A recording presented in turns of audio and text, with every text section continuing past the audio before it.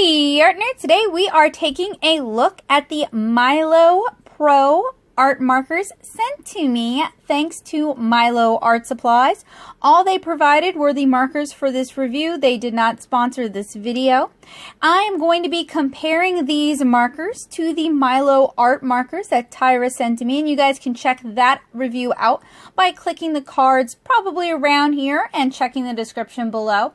So these were sent to me by Milo to compare with the art markers, just like I mentioned, and while these markers were sent for comparison, I was not compensated in any other way for this comparison.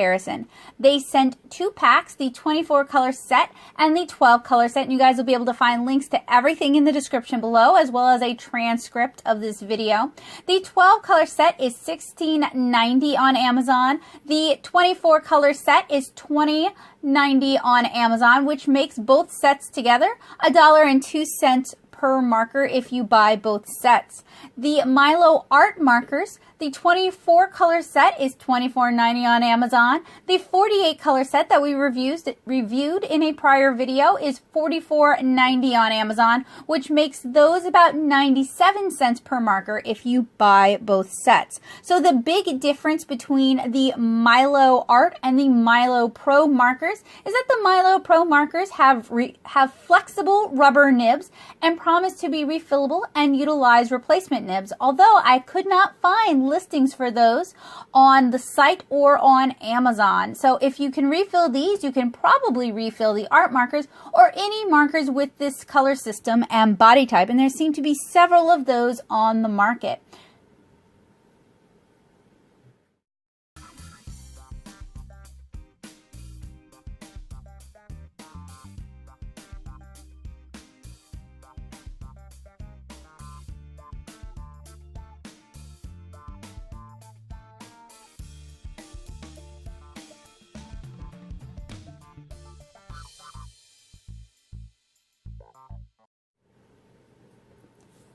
The 24 color set is very similar to the Milo Art Marker 48 color set. It arrived plastic wrapped. I've mentioned in some of my other videos that I want to see companies begin reducing the amount of waste they put out there.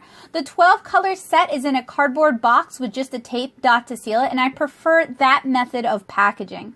And since these are pro markers, it'd be really cool if they came in a 36 slot box with space for the additional 12 markers. And although Milo sent these were shipped from Amazon, and the boxes are fairly minimal with color examples on the back of the box.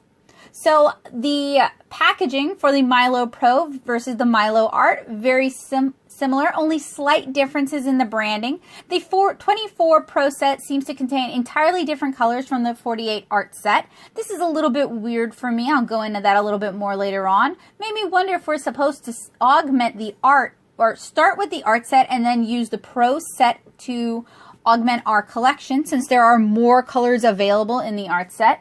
There are some repeat colors in the 12 color set, and the duplicate colors in the 24 piece versus the 48 art set is number 22 French Vermilion, 120 Black, and 81 Deep Violet. There are more duplicate colors within the 12 piece and the 48 piece set, with number 101 Yellow Ochre, 120 Black, 11 Carmine, 23 Orange, 46 Vivid Green, 63 Cerulean Blue, 71 Cobalt Blue, 81 Deep Violet, 87 Azalea Purple, and 91 Natural Oak being the duplicates.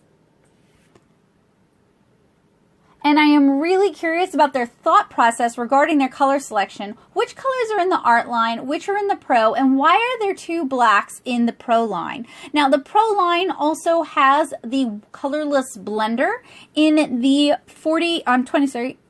24 color Pro set.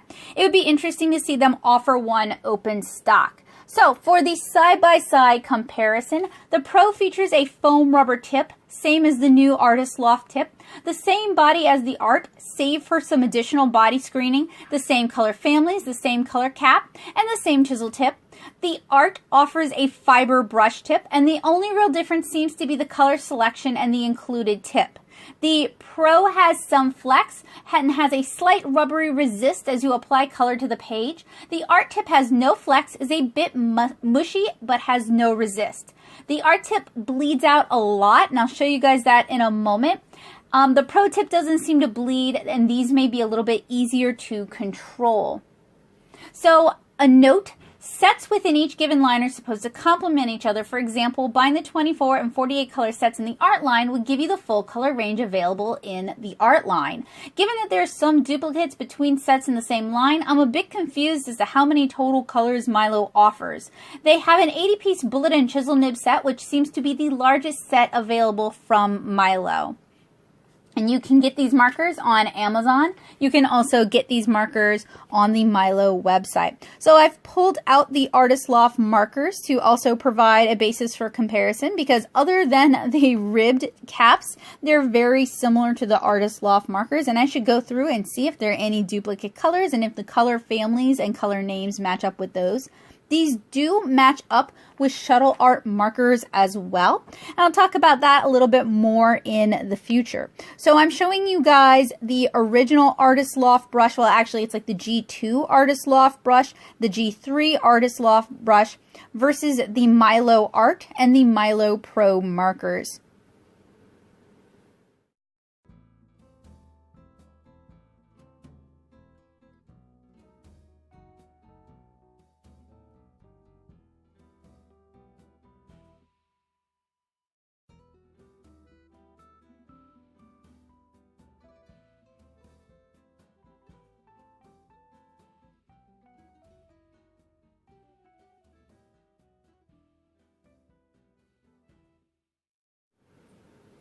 All right, now for a little bit of swatching and a bit of a bleed test. The Milo Art markers bled a lot. You guys can check that out in the field test video where I create a really cute piece of cartoony art. And I talk about how to utilize these markers and some of the issues that come from using the Milo Art markers. That's actually what inspired a Milo rep to send me the Milo Pro markers so I could compare the two and we could talk honestly about the pros and cons of each set. So these are number 22, the duplicates between the two sets. On the left is the Art, on the right is the Pro. There's actually a little bit of color difference, and I think it's because the mushier fiber brush tip can saturate the area a little bit more than the more rubbery, slightly resistive Pro tip. So if you're covering large areas, it might be wise to use the Art markers over the Pro markers because you're going to be able to saturate them a lot more quickly. So I drew a bounding box and filled it in, and I'm just kind of using that as a gauge for how much bleeding outside of that box occurs, since that was a big issue with the Art markers in my last review. And as I mentioned, I think the Pro markers bleed a little bit less. So I went ahead and I sorted out all of my 24 Pro markers into different color families, and then I'll do all the 12 markers in the other box separately. And I'm just kind of swatching them based on color family using the chisel nib. That's going to give me a consistent ink flow. You guys can see I'm just putting one line down for my swatches. And just as with every other alcohol marker review on this channel, I'm swatching this in a Strathmore 300 series Bristol sketchbook. Let me double check. It might be their mixed media book now that I think about it. Yeah, sorry. Apologies. It is the Strathmore 300 series mixed media sketchbook. And that's what I've been using for my alcohol marker reviews for years. And I have dozens of alcohol marker reviews. So if you're looking to pick up a set of alcohol markers and you'd like to do a little bit of research before you commit, I've got you covered here on this channel and over on the blog. So I'm just kind of working my way in numerical order, swatching the colors by color family.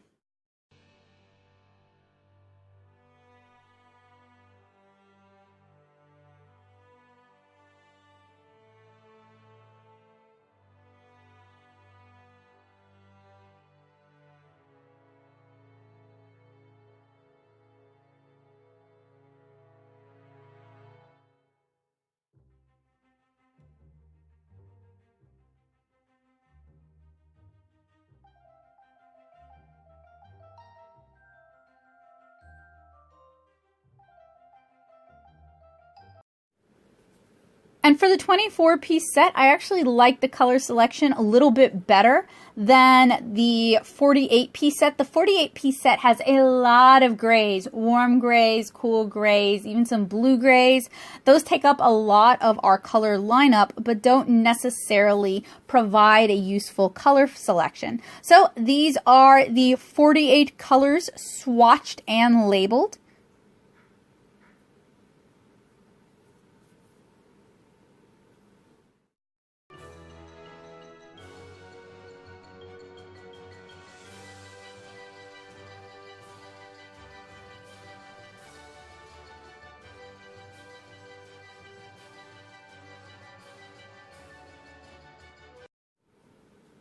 Now I'm going to swatch all 12 of the additional markers, just kind of all together, kind of organizing them a little bit. So these are the markers we're about to swatch.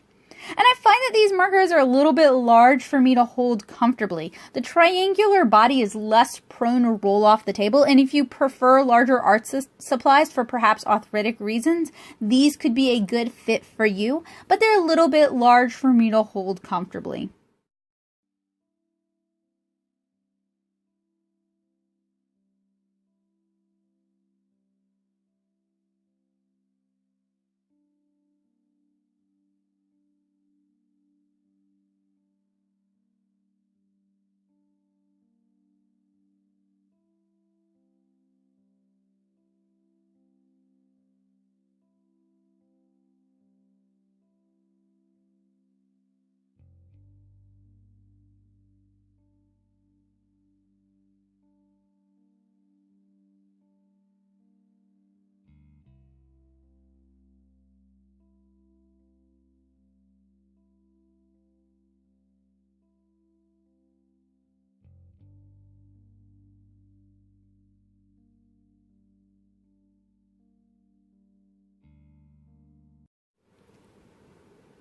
So here are all 36 colors swatched. The 24 color set at the top, the 12 color set at the bottom. There's only a few overlapping colors, but considering the 12 and the 24 set are supposed to complement each other, I can't understand why they're duplicates since you're missing out on some of the colors that you could be getting.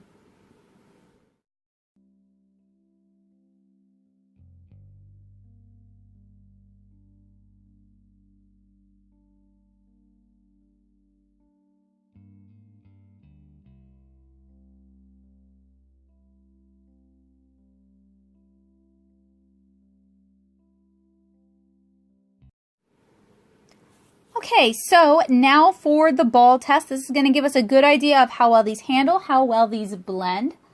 And I found that the foam rubber nib runs a little bit dry. It doesn't saturate as much as the fiber nib. Because the nibs run a little dry, it does wear and tear fast. Think of a dried out Copic super brush in terms of wear and tear. They handle a lot like the newer Artist Loft markers, which I like decently well, at a much better price point. And that's always been the sticking point for me with recommending the Artist Loft markers.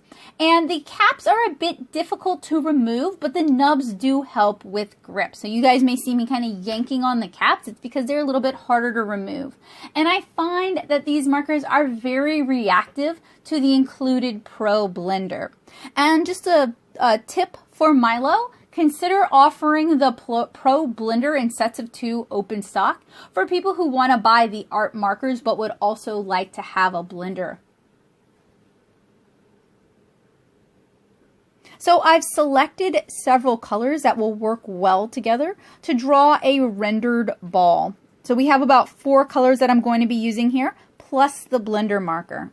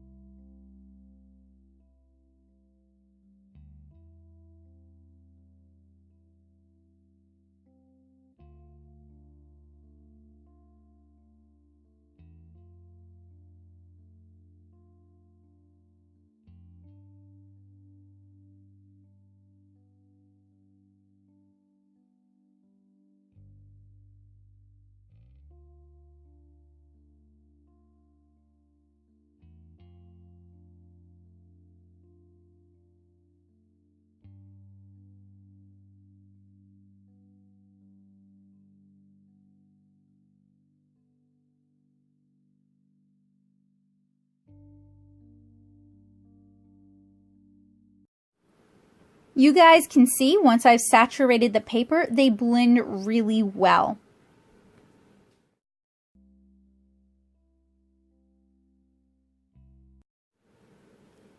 So next we're going to do a blending rainbow road using the 12 color set. And even with just 12 colors, I found that these blended back and forth fairly well. I also like the color selection in the 12 color set. It's got 2 workable skin tones, which is unusual for 12 color selections. So I could see someone on a budget, a younger artist, or someone who's new to alcohol markers getting perhaps the 48 color art set and the 12 color pro set, and if Milo would offer an open stock blender, that would work really well.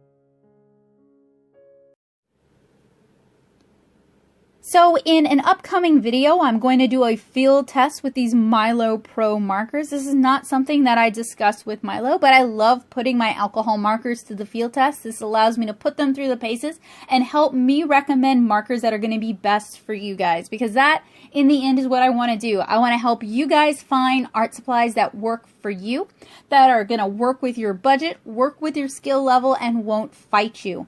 I did find the Milo Pro markers easier to use than the Milo Art markers. It was easier for me to fill small areas, and the foam rubber brush maintains its tip better than the fiber brush, which tends to get mushy fast and loses its finer control.